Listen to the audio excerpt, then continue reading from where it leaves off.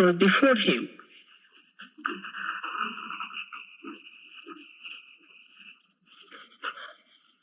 Was to enlighten human awareness.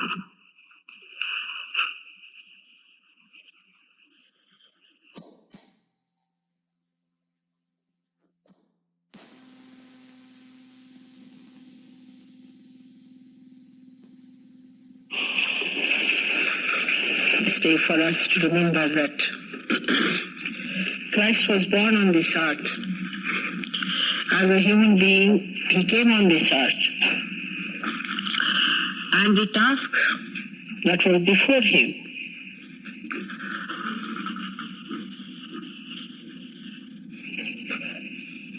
was to enlighten human awareness.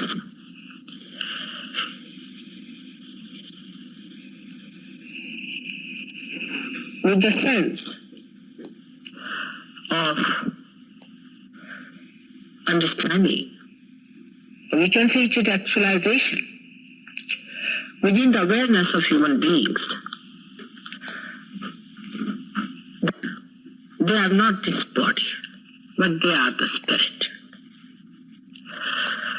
The message of Christ is his revelation. That is, you are your spirit and not your body.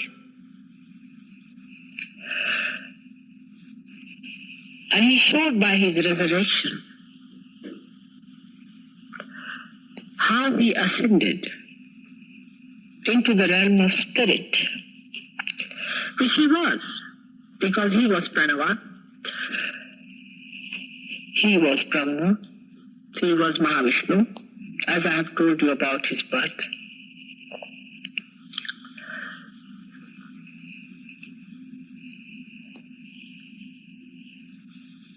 And when he came on this earth, in a body, like a human being, he wanted to show another thing, that spirit has nothing to do with money, has nothing to do with power.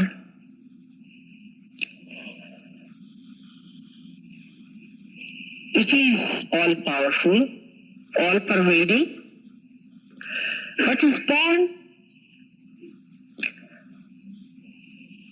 in a stable.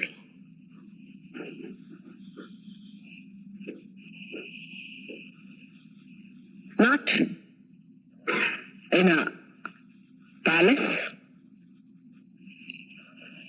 or to a king, but he was born to a very ordinary person, a carpenter.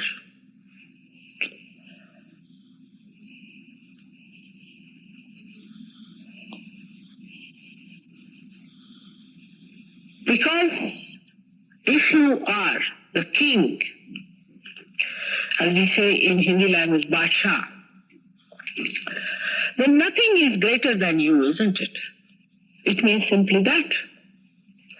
Nothing is higher than you, neither anything can decorate you, because whatever you are at the highest.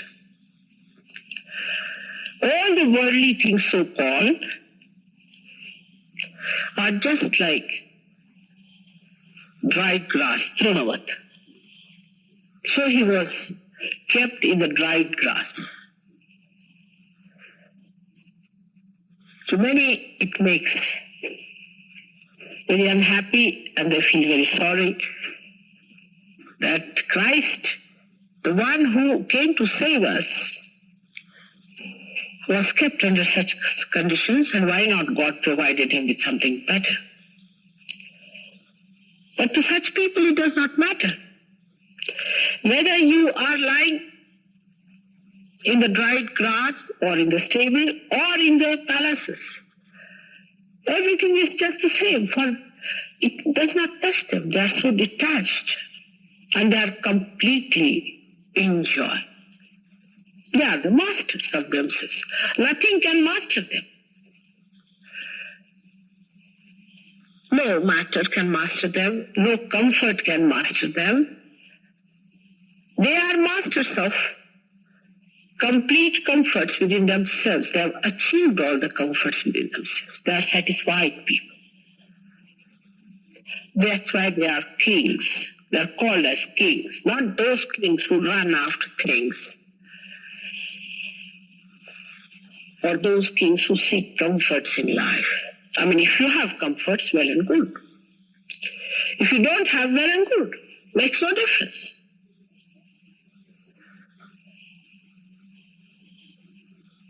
So many people, especially in Latin America when I went there, they said, but we can't understand why Christ was born as a poor man. This is again the human concept about God is. See, he wants to command God. Be born in a king's palace. You cannot order him about. We have our own concepts about God. That why should he be a poor man? Why should he be helpless? He never showed his helplessness. He was much more dynamic than all your kings and all your politicians put together. He was not afraid of anyone. Whatever he had to say, he said it. He was not afraid of crucifixion or any such punishment so-called. It's only the human beings, you see, who have these false ideas about life. And that's why they want to put these ideas onto God also and try to make him follow their own concepts. God is not your concept. He is not a concept at all. To also say that concept is after all is a concept is also a concept. This I have found out very recently. This is another myth people carry. Those who say that, oh, concept is a concept, all right. Mataji says, all right, so what? But even this is a concept.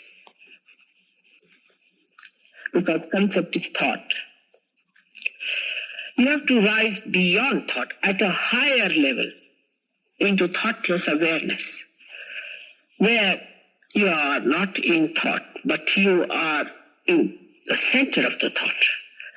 In the sense that one thought rises and falls, and there's a place in between. Another thought rises and falls. You are in the center of these thoughts. The vilamba, as we call it, the time where you pause. Then you will understand Christ. He was here, partly, of course, to save us. Because he had many aspects, I should say. Not only to save human beings, he came on this earth. There were many more aspects. This is also human beings have a demand, you see, that they must be saved. Why? One should, from God's angle, if you see, why should they be saved, all of them? What have they done for God? How can you demand, God, that you must save us? Can you? You cannot ask for that.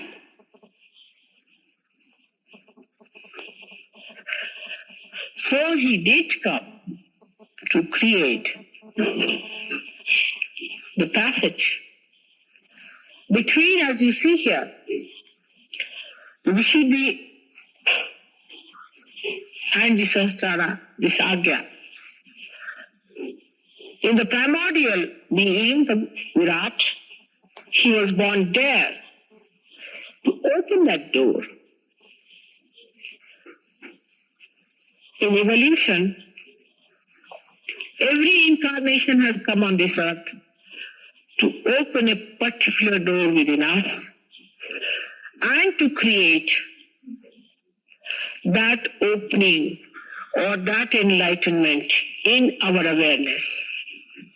So Christ came precisely for opening this small little door, which is constricted by our ego and superego.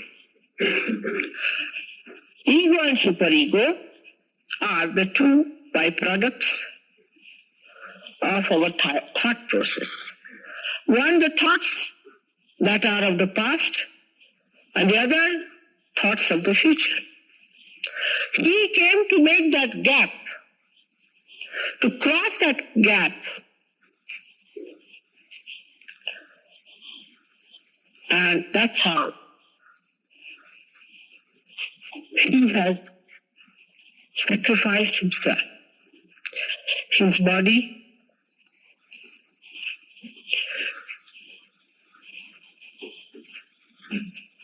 for you it is a very big thing of remorse and repentance. But for such people, it is not. It's a play. They have to play a certain role. That's why I do not understand why do you show him to be such a lanky-panky, miserable creature. He was never miserable. Such people can never be miserable as you are. This is another concept of man, that he should be lanky, panky, tally, skinny, starved, bones coming out, count them one by one. Horrible idea. From his childhood to his death, he was jolly person. He was happiness. He was joy. To make you all happy, to give you the light of happiness by enlightening your source of joy, that is your spirit in your heart, that he came on this earth, not only to save you, first to give you happiness, to give you joy. Because human beings in their ignorance and in this tomfoolery are unnecessarily beating themselves and destroying themselves. When nobody asked you to go to pubs to get into trouble, nobody has asked you to go to lessons and become bankrupt. Nobody has asked you to go to horrible gurus and get into troubles. But you seek your destruction morning till evening. Then he comes there, like a morning flower, to make you happy. First, to make you happy, to give you joy. You see, any child, at least I know myself, I don't know about the funny people here. I mean, for them flowers also look like thorns. I mean, I don't know how they manage that stuff. But you see a child anywhere, any child, such a joy-giving thing it is. And this is the child of the divine that comes on this earth as a child. It's the most joy-giving thing. And that's why Christmas for all of us, for the whole universe, should be a festival of great joy. For he brought light for us, by which you can see that there is someone called as God.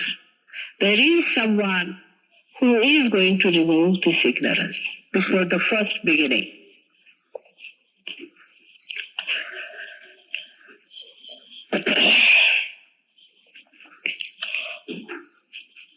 So, for us, it is necessary to be first joyous and be happy and relaxed, and not to take anything that seriously as we take.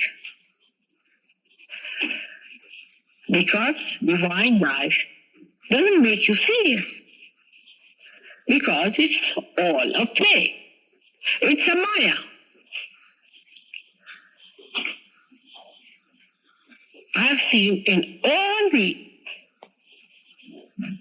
rituals that people follow, in all the so-called religious people, they are too serious to be religious. A religious person is bubbling with laughter. He doesn't know how to hide his joy. And he doesn't know how to control his laughter when he sees people who are unnecessarily serious. I mean, nobody's dead. The way the people say it is sometimes you just don't know what to do with yourself.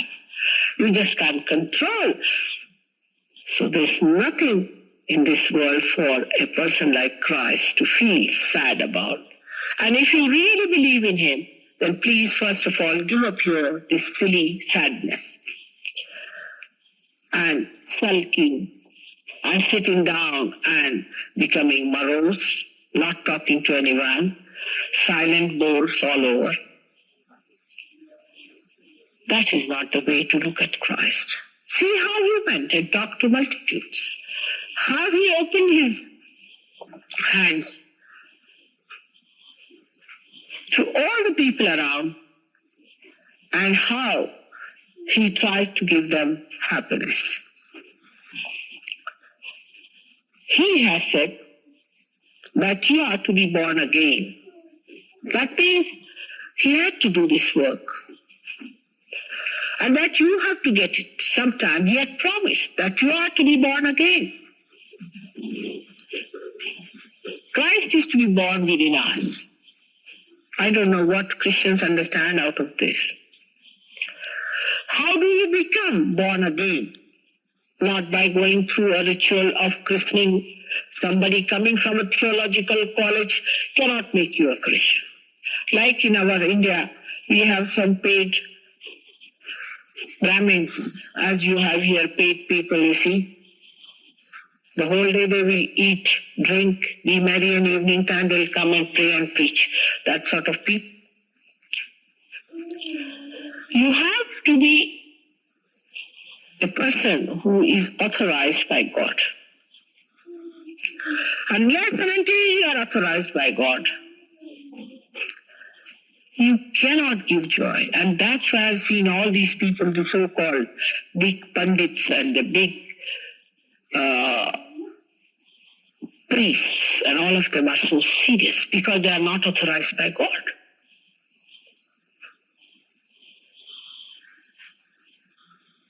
Even on a Christmas day, anybody who comes from a village will think there's a funeral going on. And after the funeral, they go home. How do you celebrate? With a champagne. And after the funeral also, real funeral also, they celebrate this. I don't know why, but they take champagne.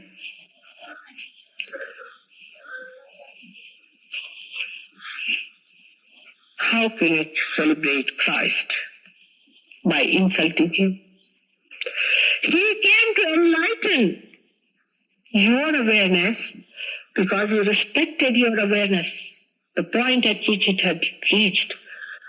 But you are trying to put it down. Is this the way to understand him?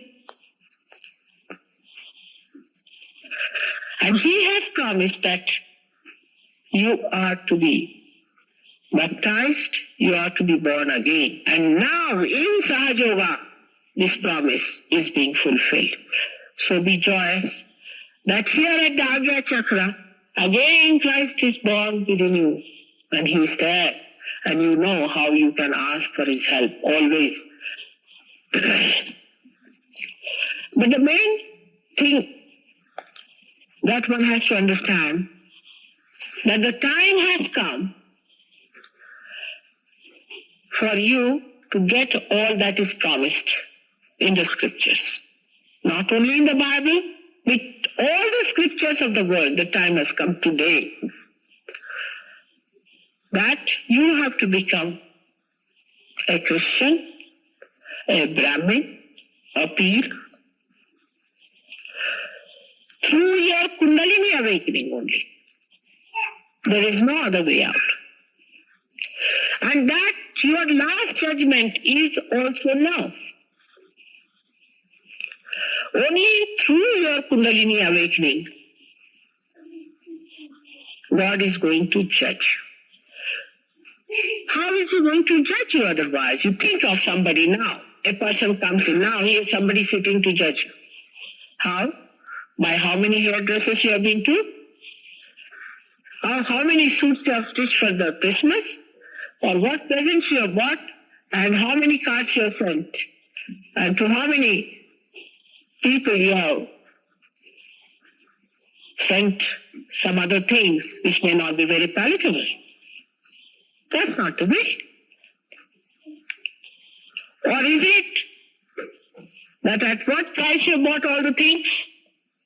The way we are particular? Which way are we going to be judged?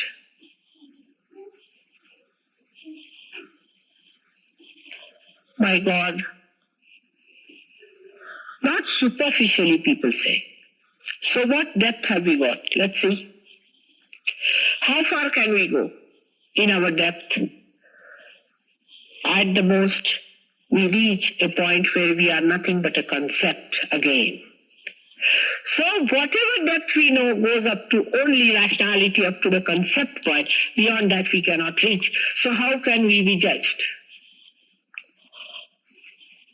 How do people are judged if you go to a doctor? He has his instruments, he works it out, he puts the light in, sees for himself, and says this is the position. And how your spirituality is going to be judged. How a seed is judged? By sprouting it. When you sprout the seed, and when you see its germinating power, you know that it's a good seed or a bad seed. In the same way, you will be judged by the way you are germinated, the way you receive your realization, the way you retain it, the way you respect it. That is how you are going to be judged, and not by the kind of dresses you are wearing, by the type of matching you do and the hairdressing you go to. Not by the big positions you occupy and the big politicians and big bureaucrats you become. Not by what kind of houses you have built and what kind of so-called Nobel Prizes you have won. You are not also going to be judged by your philanthropic work, by that you think that you have given so much money, so much. Because if you have given so much money, there will be big ego somewhere hanging, and it will bring you down, your scale. This is a judgment in which the little feather is going to weigh much more than a ship. It's a different type of a judgment of a personality. You can see how Christ was judged by human beings and how he was judged by God. He came and lived in the dried straw like a feather. His mother never felt his discomfort.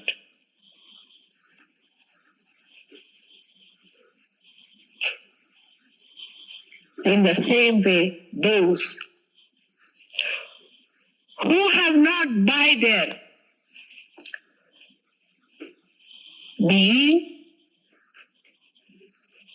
oppressed others or taken operation are going to be judged as first class. In the Kundalini awakening itself, there are inherent defects. Inherently, the Kundalini has some defects because of your previous karmas. Because what you have been doing in this lifetime. Because the things that you have accepted as reality, which is just a concept.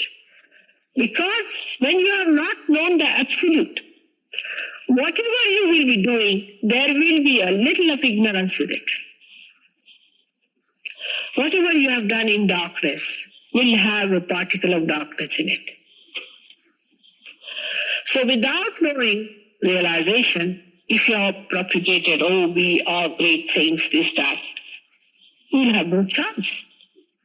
If you think you are a very divine personality and you are already a realized soul, no chances. All the priests of all the religions will be the last to get realization. Valmiki in his Ramayana has very clearly said, a very interesting story is there, that a dog was asked, what do you want to be in your next life? So he told, make me anything, but don't make me a mataji. A person, mataji is a person like a priesthood. So make me everything, but not a priest anywhere.